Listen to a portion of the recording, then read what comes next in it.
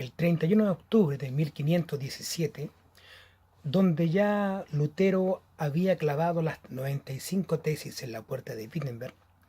Lutero envía una carta de antemano, eh, con mucho respeto, una escritura muy sana, muy ejecutiva, donde envía sus tesis a el arzobispo de Brandenburgo, nombre conocido de Albrecht von Hohenzollern, o algo así en alemán, el cual tenía 29 años. Lutero no es que este impulso que da a sus tesis como un delincuente, como un terrorista, entregando sus tesis, sino que esto era como una enseñanza cotidiana en las academias, como los hasta el día de hoy, donde debatimos temas, donde entregamos posiciones para ser debatidas y fortalecer obviamente nuestra posición. Bajo esta premisa, Lutero envía esta carta a este arzobispo de Brandenburgo, Albrecht von Hohenzollern, y aquí es donde comienza medianamente la historia, como el chispazo ya donde los tres, el combustible, el oxígeno y el calor, estallan esta bomba atómica, ¿cierto? Por decirlo de alguna manera. Lutero, una vez que envía esta carta, no es que por casualidad le surgió en su mente escribir esto. Lutero leía bastante la Biblia, con muchas personas que también acá, estimado lector que está viendo este canal. Lutero encontró la solución en sus estudios teológicos. Él descubre en el apóstol Pablo la doctrina de la misericordia divina en Jesucristo. Misericordia, pero sin la acción de la ley. No quiero decir que la ley queda obsoleta, que la ley queda derrumbada en ningún caso, pero sí queda de manifiesto que el cristiano del día, el cristiano contemporáneo, se apega a la ley de la gracia y empieza a estudiar al apóstol Pablo en este pasaje tan conocido que es de Romanos 1:27, el cual también se describe en Habacuc capítulo 2 versículo 4, que dice que el justo por su fe vivirá. Aquí hay un conglomerado de situaciones, muchos temas, muchos tópicos que pudiéramos estar mucho tiempo hablando de ellos, que esto fue lo que el apóstol Pablo ideó, pensó, analizó. Ser un cristiano pero sin la acción de la ley, que son tantas leyes de los judíos que hay que cumplir, pero acá es simplemente vivir por la fe, actuar en la fe, trabajar en la fe. Te invito a que continuemos con este segundo capítulo de este programa y de este estudio tan interesante como son los tiempos y las reformas que ocurrieron en este siglo XV, siglo XVI. Te esperamos acá una vez más y continúa con este estudio. Año 1518. Lutero está ante el cardenal Cayetano en Augsburgo. En vez de retractarse de sus dichos, de sus libros y sus escritos, argumenta con fundamentos más sólidos en contra de la Iglesia de Roma. En el año 1518, abril, Lutero viaja a Heidelberg, a una reunión de delegados agustinos. Aprovechó esta ocasión para defender sus convicciones, basándolas en las santas y sagradas escrituras. El año 1519 muere Leonardo da Vinci, nacido el año 1452, el cual también concluye su pintura, su fresco, La Última Cena, el año 1497. Y, por supuesto, su obra más conocida, la Mona Lisa, que la realiza el año 1503. El año 1519 se desarrolla la gran discusión en Leipzig entre Lutero con Juan Eck. Por tanto, eran las peleas de dos escuelas, de dos academias, como era la Universidad de Wittenberg con Leipzig. Cuando Cristo, dice Martín Lutero, hablándole a Juan Eck y a su audiencia, Cuando Cristo encomendó las ovejas a Pedro, a Pablo y a los otros, ¿quiso decir que los otros pidieran permiso a Pedro? ¿De qué sirve un soldado si no se le permite pelear? ¿De qué sirve un perro ovejero si no puede ladrar y un teólogo si no puede debatir? El gran debate Lutero, Carlas, Melanchthon, Eck y otros doctores, con 200 estudiantes armados, con hachas de combate, por supuesto, en sus labios, se lleva a cabo esta gran discusión, este gran debate. El año 1520, Martín Lutero quema la bula papal públicamente el 10 de diciembre. Esta bula, con la amenaza de su excomunión, o sea, no tiene entrada al cielo. Esta bula condenaba 41 sentencias, sus libros, y le lanzaba de la comunión de la Iglesia, si no se retractaba en 60 días. Todo el que aceptase la doctrina de Lutero quedaba conminado por la pérdida de todos sus oficios y dignidades y privado de derramamiento en lugar sagrado. Lleno de gozo por tal triunfo, el doctor Juan Eck regresa con esta bula a Alemania, pero no logró muy buena suerte con ella. El año 1520 comienza la reforma radical en Suiza, donde Menno Simons, del movimiento anabaptista, estricto y apartado del mundo, que era su manera de convivir la cristiandad.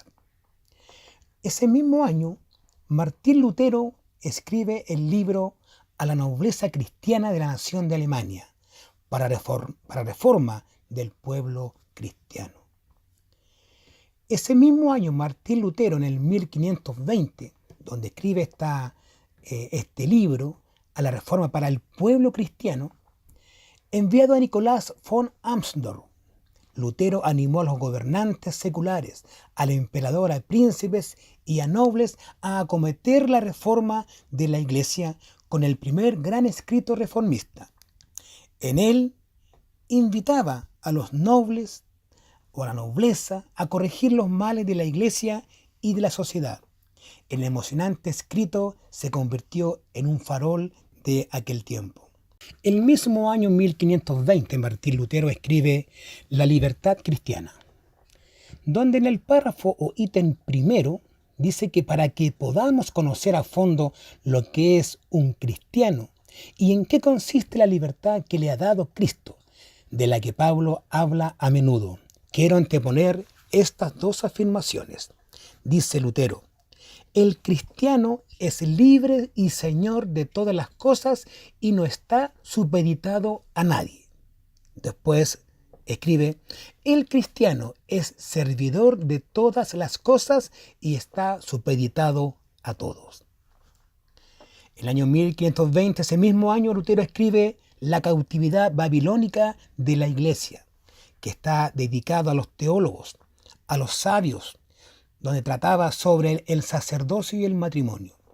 Lutero no ve como sacramento el matrimonio, ve en él lo natural, que la sencilla naturaleza se dignifica en la palabra, que se dan dos seres que se aman y que tal palabra es inviolable ante Dios. El año 1521, en abril, ocurre la dieta de Worms, donde se da la orden de destierro a Martín Lutero. El año 1519, a la muerte del emperador Maximiliano, la corona del imperio alemán recayó en su nieto, el joven rey Carlos I de España, ya que el príncipe electo, Federico el Sabio, más conocido, el que fundó la Universidad de Wittenberg, al cual había sido ofrecida antes, la había rehusado. En febrero del 521 se reunió una asamblea general de todos los príncipes y representantes de las ciudades de Worms, y esta era la primera dieta que celebraba el nuevo emperador Carlos.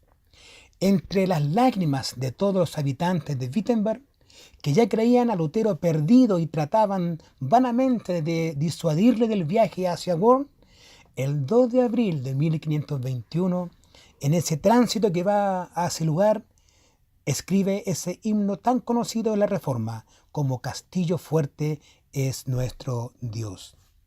Como referido a su decisión final, Martín Lutero dice: el Papa y los concilios han caído muchas veces en el error y en muchas contradicciones consigo mismos.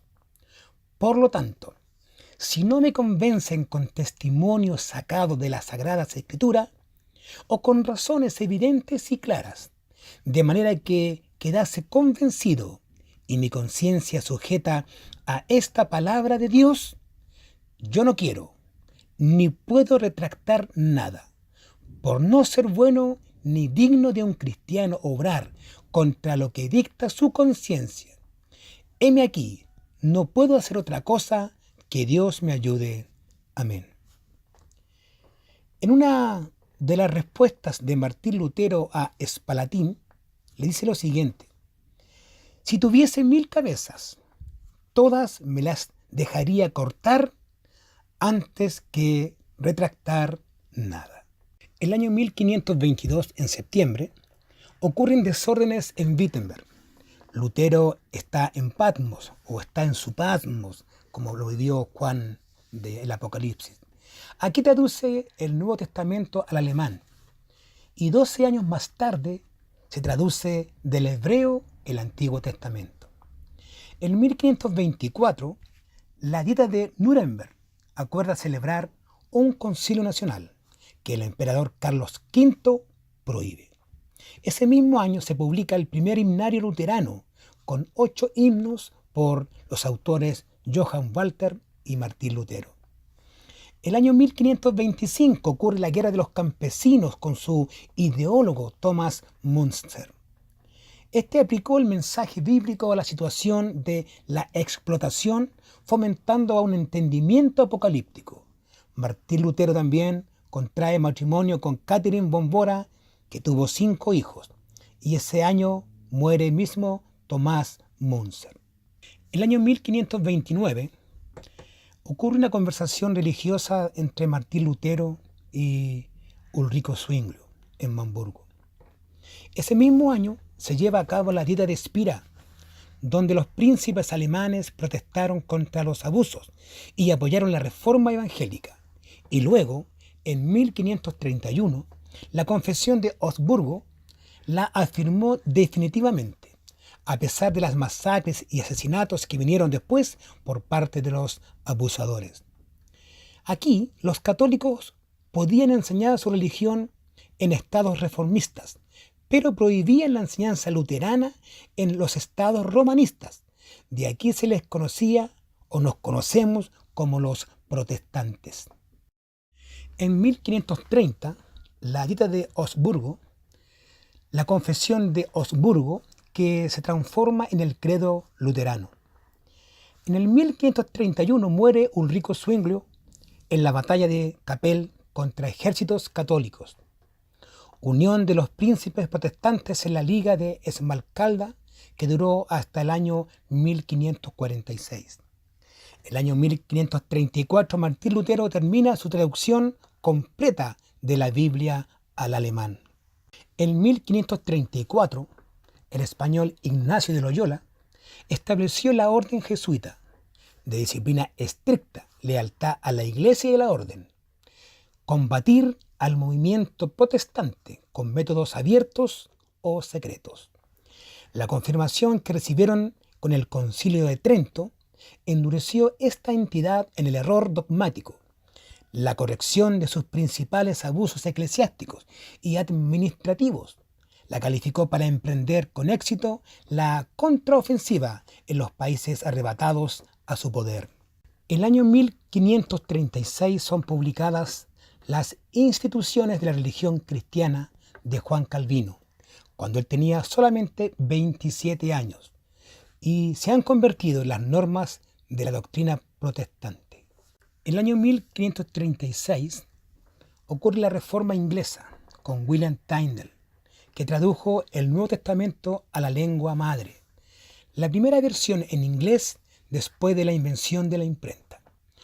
Esta, más que cualquier otra, ha modelado todas las traducciones desde entonces, William Tyndale, sufrió el martirio en Amberes. El año 1540, aprobación por el Papa Pablo III de la Orden de los Jesuitas, la orden se dedicó especialmente a perseguir a los herejes. En 1541 se funda el Estado Eclesiástico de Ginebra por el reformador Juan Calvino.